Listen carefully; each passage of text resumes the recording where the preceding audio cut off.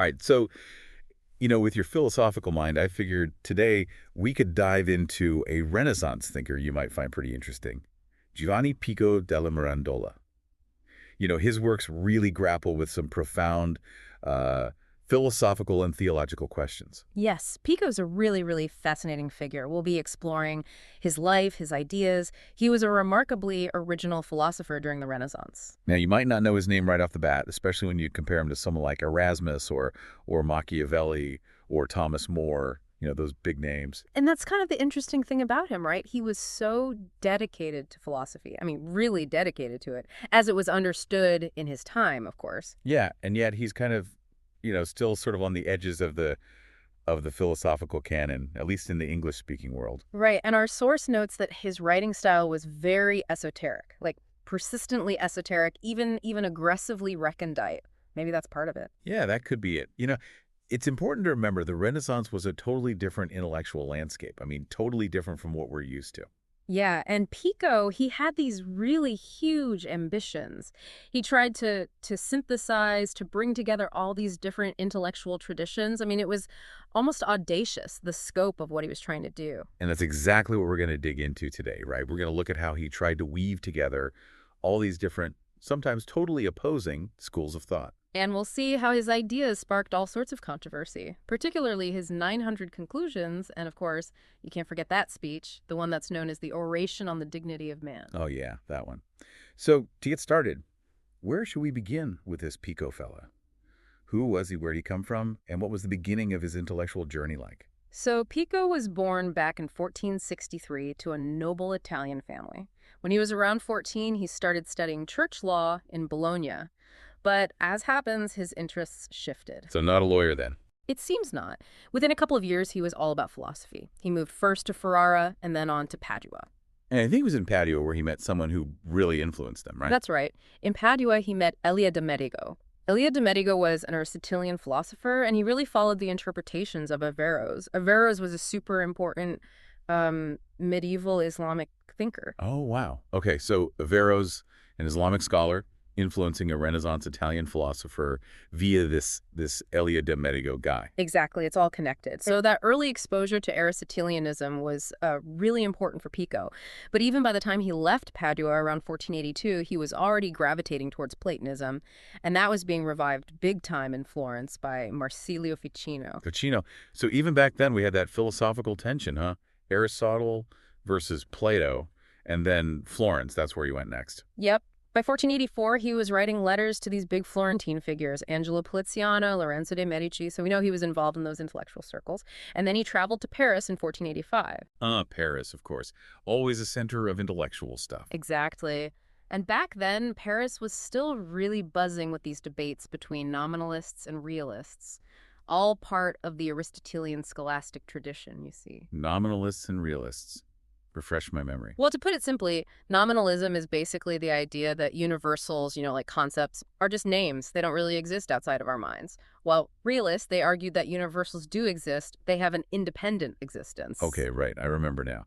So Pico was right in the middle of all. Right, in the thick of it. And, even before he left Italy, he'd already made his mark as a philosopher. This was when he was 22, super young. He defended philosophical Latin against these philological critics. Those critics saw it as like a corrupted form of the classical language. Interesting. So defending the language of philosophy. Meta, right. Exactly. And he articulated all of this in a letter to Ermolao Barbaro. He was this renowned Venetian scholar. Right. It shows you how Pico could use his literary skills, his talent for philosophy. Yeah, a philosopher through and through. Now, his life wasn't all just dusty books and debates, right? Yeah. Our source mentions something happening in Arezzo. Oh, yeah, Arezzo.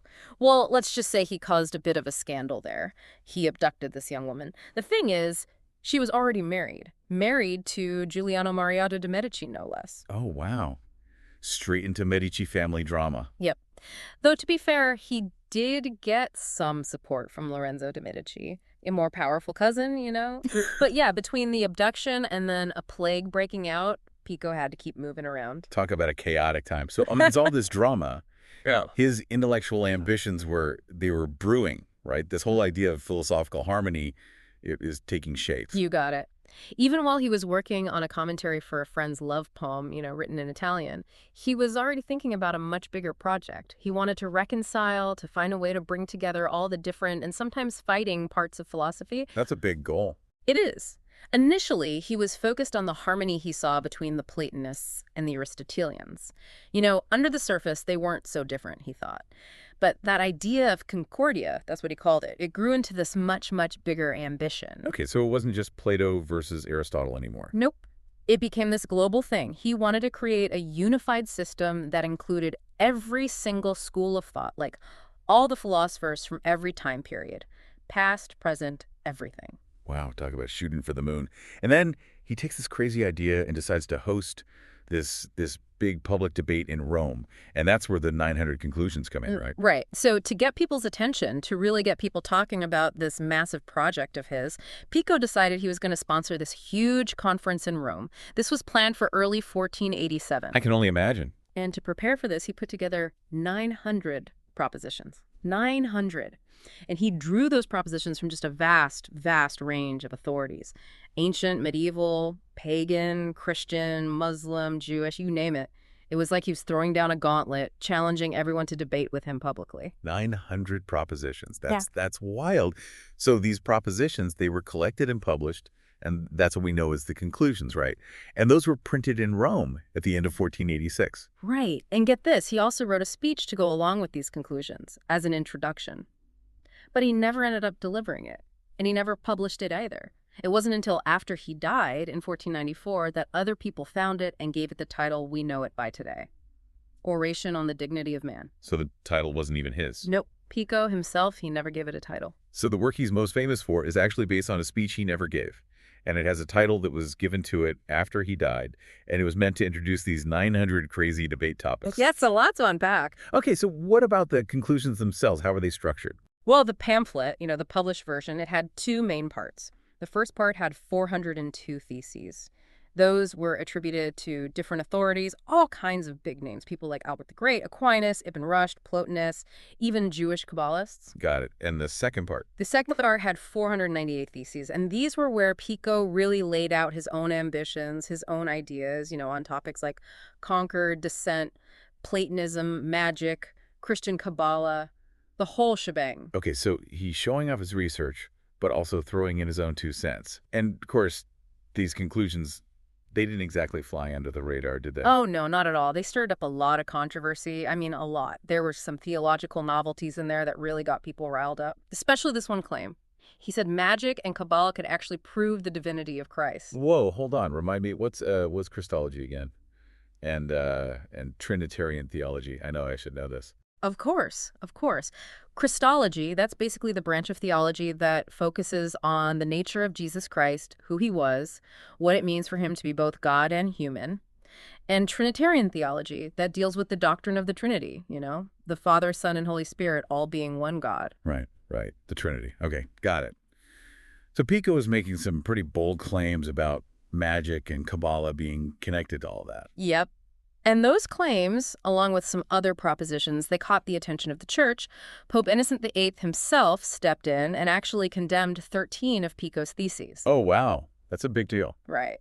And then a papal commission took a closer look at the conclusions, and they declared some of them suspicious and others just flat out condemned. So Pico's big plan, his big intellectual project, it hit a major roadblock. And how did he respond to all of this? So Pico wrote this thing called the Apology. It was supposed to be a defense of the theses that had been condemned. Sounds reasonable. Clear the air, smooth things over. Well, unfortunately, the Apology ended up provoking Pope Innocent even more. He ended up denouncing the whole collection, all 900 propositions. Talk about adding fuel to the fire. Yeah. Pico ended up in disgrace. He had to flee Italy and even ended up being imprisoned in France for a short time because the Pope asked for it. And of course, that big conference he was planning, it was canceled. What a mess.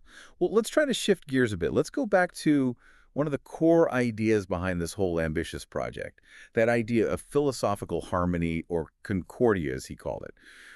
What exactly was he thinking with all that? Okay, so Pico really believed that there was a kind of underlying harmony between all these different philosophical traditions, even when they seemed to be in conflict. And he didn't just see it with Aristotle and Plato, he saw it everywhere. Between Ibn Sina and Ibn Rushd, between Aquinas and Scotus, all over. So under all the disagreements, there's this secret unity, this harmony. Kind of beautiful when you think about it. But was this a completely new idea? Was Pico the first one to think of this? Well, the idea of harmony itself wasn't totally new. Like, even ancient commentators on Plato and Aristotle, they had similar views. They saw connections and unity between those two giants. Right, right. And there was this guy, Simplicius of Cilicia. He was a Platonist from the 6th century, and Pico knew about his work.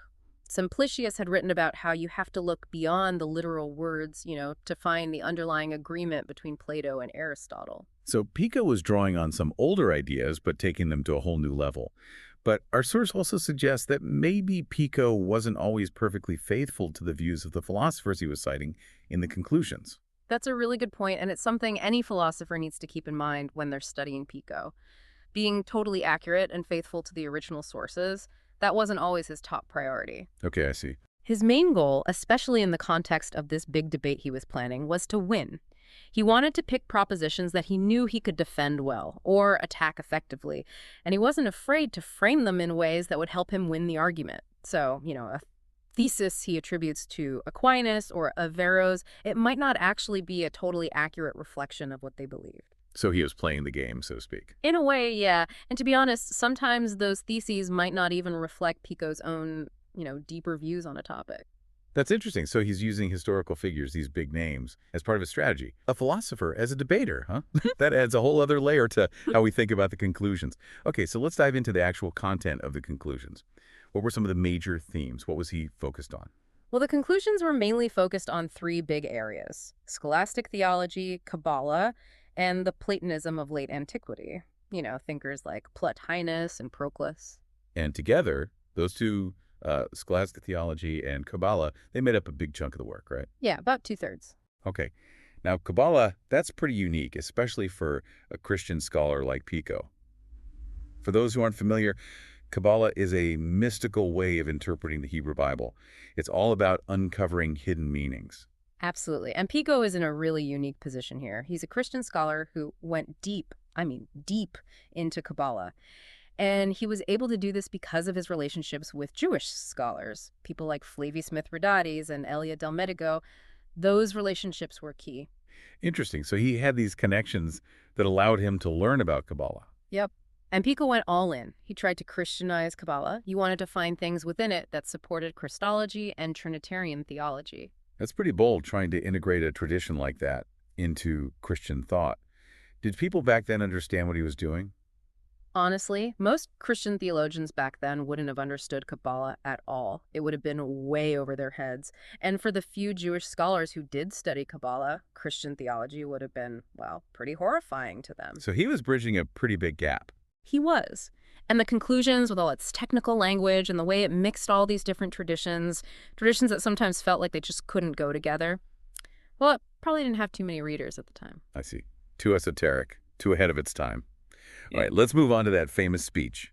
The one that everyone knows, even if it was never delivered. Yeah. The one that's called, even though Pico didn't call it that, the Oration on the Dignity of Man. Yeah, that one. You're right, it's more well-known than the conclusions, even though it was supposed to just be an introduction. And remember, Pico never delivered it, never published it himself. Right, right. And it didn't become famous until much later, after he was gone. And someone else gave it that title, the Oration on the Dignity of Man. And it's the beginning of the speech, that part about how humans can choose their own nature. That's the part that really sticks with people, especially historians. Yeah, you're right, especially historians who came after Kant. They see it as this big declaration of human dignity and freedom. And that interpretation, it's really shaped how we think about the Renaissance as a whole. It's like a symbol of Renaissance humanism. Mm. But our source, it hints that maybe Pico had something else in mind, something different from just celebrating human dignity. That's a crucial point. It's true. There's that theme of human potential in the speech.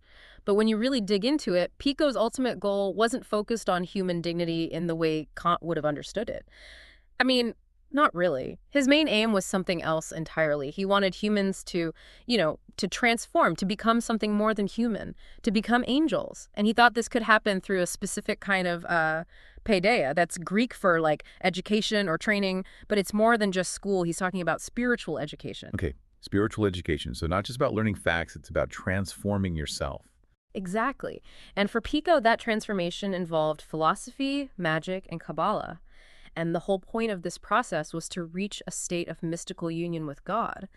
And in that union, you transcend your individual self. You lose yourself in a way. Whoa, that's intense. So it's not about celebrating how awesome humans are as they are. It's about becoming something else entirely, something beyond human. That's a big difference. So what were the stages of this PDA? How did he think people could achieve this transformation? He laid out a whole progression. It started with moral philosophy, then you moved on to dialectic. After that, natural philosophy, and then theology. But it didn't stop there. He saw magic and Kabbalah as these essential tools to keep climbing higher to eventually reach that mystical union. So magic and Kabbalah, not exactly the usual tools in modern I philosophy. know, right? But for Pico, they were crucial. He saw magic as a way to propel your soul, to move it up through the celestial realms towards God. It was like a bridge between natural philosophy and natural theology. Okay, what about Kabbalah? Where does that fit in? Kabbalah was even higher than magic. It wasn't about words and arguments like theology. It was about taking humans who are made of body and spirit and transforming them into pure spirit. No more body, no more matter. And that's what makes you ready for henonosis. That's the Greek word for like unification with God. So this is a really radical vision of what humans can be, huh? Yeah. And it all ends with, well, with the self disappearing, with becoming one with God. Okay, now besides the conclusions in the oration, Pico wrote other things too. There's the heptaplus. How does that fit into his overall project, especially with Kabbalah? The Heptaplus is really important. He published it in 1489, and it's basically his Kabbalistic commentary on the first 26 verses of Genesis. The creation stories. Yep, the creation story. And it shows you how deeply he was engaging with Kabbalah at this point. He was really relying on the knowledge he had learned from Jewish Kabbalists. And some scholars think he wrote the Heptaplus as a way to present a Christianized version of Kabbalah, to make it more acceptable, less controversial than what he had done in the conclusions. So maybe a more toned down version. Okay, our source mentions these different layers of meaning in Scripture, the literal meaning, the allegorical, the tropological, and the anagogical. Can you remind me what those are again? Sure. So the literal meaning, that's the surface level, what the words say directly. The allegorical meaning, that's the symbolic meaning, what the story represents. The tropological meaning, those are the moral lessons you can learn from it. And the anagogical meaning, that's about spiritual truths, truths that lead you to a higher understanding. Right, okay, those four levels. Thanks for the reminder. So how did Pico work with those in the heptaplus? He acknowledged those traditional four levels for sure, but he added a new type of allegory. And this one came from the very structure of creation, how the universe is built. And this new allegory, it pointed towards a new kind of anagogy, an anagogy that's all about mystical ascent, climbing up to God through Kabbalah. So he's taking the creation story and looking at it through this Kabbalistic lens. And the source also mentions something about the structure of the heptaplus itself and this idea of the 49 gates of understanding. It says it's related to the Sephiro in Kabbalah. Yeah, that's right. The Yeah. Sephiro, those are like the 10 emanations of God in Kabbalistic thought. And Pico, he was making this subtle connection to the idea that Moses, when he went up Mount Sinai, he passed through 49 gates of understanding to reach the 50th gate. That 50th gate, that was the ultimate portal to union with God. Okay, I'm following. 49 gates, then the final 50th gate. Exactly. And each of those gates, they represent these different Sephirotic stations. And Pico was suggesting that the whole universe, everything that exists, it's also a universe of understanding. It's like a map that can guide you to mystical union with God. And he hid all these clues in the Heptaplus. The book has 7 sections, and his analysis of the Hebrew letters of Bereshit, that's in the beginning in Hebrew, it was all connected to this idea of the 49 gates. But to be honest, most Christian readers at the time probably would have had a clue what he was talking about. Sounds pretty obscure. It was. Deliberately so, I think. Our source says Pico believed that if you explain holy wisdom too plainly, you'd be, defiling it. So you had to be in the know to understand. Exactly. Pico thought that the deepest spiritual truths, you could only grasp them if you were part of this intellectual elite, this group of people who could decipher his allegories and hidden messages. That's why his Kabbalistic writings are so often obscure, so hard to understand. He wanted it that way. So beyond Kabbalah, Pico also wrote about other areas of philosophy, right? Like astrology. I'm thinking of his disputations against astrology. Yeah, that was another major work, even though it's unfinished. In the disputations, Pico was basically arguing against astrology. And he drew on all these objections that had been raised against it, going all the way back to ancient and medieval times. He even used this philological approach, which means he looked closely at the language of astrological texts, their meaning and interpretation. So he was being a critical scholar, looking at the evidence. He was. He questioned whether astrology could actually predict the future accurately. He argued that the influence of the stars, the planets, all that, it was just too broad, too general to give you specific, reliable knowledge about the future. That makes sense. And he also tackled those big metaphysical questions, right? With that fragment called On Being and the One. That's right. In On Being and the One, Pico took sides with Aristotle. He was against the Platonic idea of separating being and the one. Plato thought that the one, this ultimate source of everything, was higher than being itself. Okay. But Pico, he disagreed with that. And this actually goes against what Marsilio Ficino, that Florentine Platonist we talked about earlier, believed. Interesting. So he's challenging Ficino directly. He is, and it shows you that Pico wasn't just trying to blindly harmonize everything, to blend all these traditions together without thinking critically. He had his own ideas, his own arguments. Yeah, he was a real philosopher wrestling with these complex issues. Yeah. Okay, so given all of his work, all his ideas, all the controversy, what was his reputation like, both during his lifetime and later on? Well, during his life, it was complicated. The whole thing with the 900 conclusions, the condemnation from the Pope, it really hurt him. Even though he had powerful friends like Lorenzo de' Medici, that papal condemnation was hard to shake off. I can imagine. But after he died, his nephew, Gianfrancesco Pico, he really worked to shape his uncle's image. He published his works, wrote a very pious biography. He wanted to present him in a positive light. Makes sense. And that oration, the one he's so famous for now, it seems like it took a while for people to really appreciate it. And they didn't always get it right either. You're absolutely right.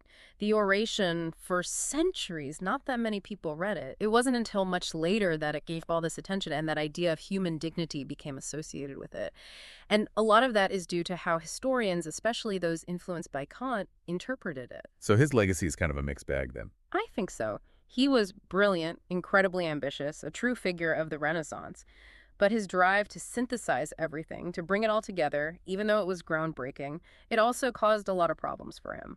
And that's probably why he's kind of been overlooked in the traditional history of philosophy, at least until recently. Okay, so to wrap up our deep dive into Pico, we've seen his huge ambition.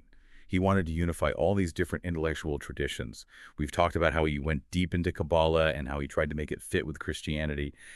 We've looked at that famous speech on human transformation, the oration, and how his message is often misunderstood.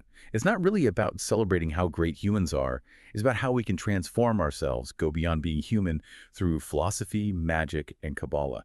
And that all leads to mystical union with God, what they call kenosis. Exactly. It's a lot to take in. And honestly, Pico's project, it doesn't fit neatly into the way we think about philosophy today, but it gives us a really fascinating glimpse into what intellectual life was like during the Renaissance. That time was all about this dialogue, this back and forth between philosophy, theology, and these more esoteric traditions. And maybe today we've lost sight of that a little bit.